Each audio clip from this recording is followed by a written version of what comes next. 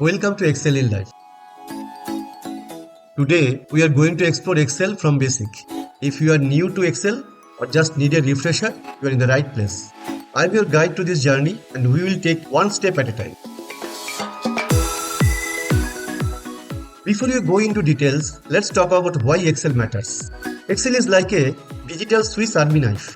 It's a tool that helps you organize and analyze information, and it's used everywhere from business to school and even in your personal life. Think of it as a giant grid where you can store numbers, words and more. But don't worry, we are going to start from the very basics. First thing first, let's understand the Excel interface. It's like a dashboard of your car. You need to know where everything is. In Excel, we have cells which are like little boxes where you put your information. Rows are in horizontal lines which are marked as 1, 2, 3, 4, etc. Columns are vertical ones which can be seen as A, B, C, D. And tabs are like different sections of a book. Let's take a closer look. This is your Excel canvas and we'll use it to create all sorts of things. Now let's move on to the basic of entering data. Now that we know where to put our data, let's learn how to actually do it. In Excel, you can input different types of data like number, text, dates. Let us make a worksheet with some simple data. And remember, you can make your data look nice too by formatting like this. Now let's move on to something fun, doing math in Excel. Excel is not just about numbers. It's also a powerful calculator. It's like having a smart math assistant. You can add, subtract, multiply and divide in Excel just like you do with a regular calculator.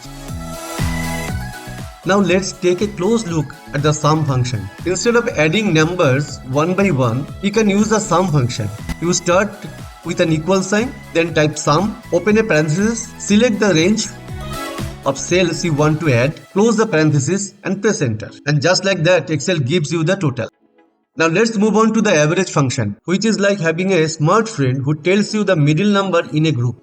Imagine you have the list of item dates and you want to find the average price. Excel can help you with average function. Instead of doing all by math yourself, you can use average function to quickly find the average. Here's how you do it. Start with the equal sign, type average, open a parenthesis, select the range of the cells you want to find the average of, close the parenthesis and press enter. And just like that, Excel calculates the average for you. Now let's explore the max and min function, which are like having helpers to find biggest and smallest number in a group. Have you ever wondered which number is the biggest or smallest in a list? Excel can help you find out. Max. It helps us find the biggest number in a group. Here's how we do it. Start with an equal sign, type max, open by parenthesis, select the range of cells we want to find the maximum rate, close the parenthesis and press enter. Min. It helps us find the smallest number in a group. Here's how we use them. Start with an equal sign, type min, open a parenthesis, select the range of cells you want to compare, close the parenthesis and press enter. And just like that, Excel tells us biggest and smallest rate in the list. Now let's move on to counting things in Excel. Excel can be your digital counter. The count function helps you to count how many numbers in a group. Suppose we want to count how many items in this list. Here, how to do that. Start with an equal sign, type count, open a parenthesis, select the range of cell you want to count, close the parenthesis and press enter. And just like that, Excel tells you how many items in the list. Now, let's move on to something fascinating, making decision in Excel. It's an if function. Sometimes you need Excel to make decision for you.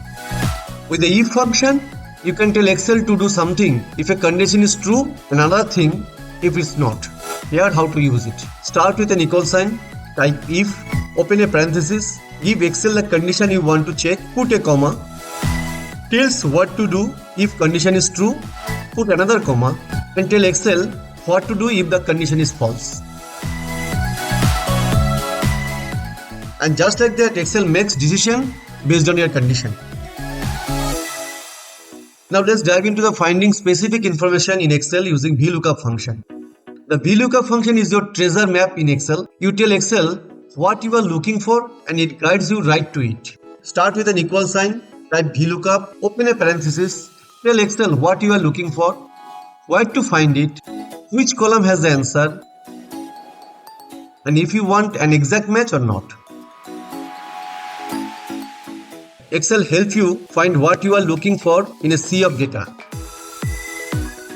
Now let's explore a useful tool, combining text in Excel. Concatenate function. Combining text in Excel is like making sentences. Concatenate function helps you to join words or phrases. You will tell Excel what you want to combine and it does it for you. Here's how to use it. Start with an equal sign, open a parenthesis, list the text item you want to merge and close the parenthesis. You can do the same thing by using ampersand symbol. Seen in the keyboard, the Shift plus 7. Now that you have created something amazing in Excel, let's learn how to save and print your work step by step. It's like putting the finishing touches in your masterpiece and sharing it with the world. Saving your Excel file. Click on File tab in upper left corner.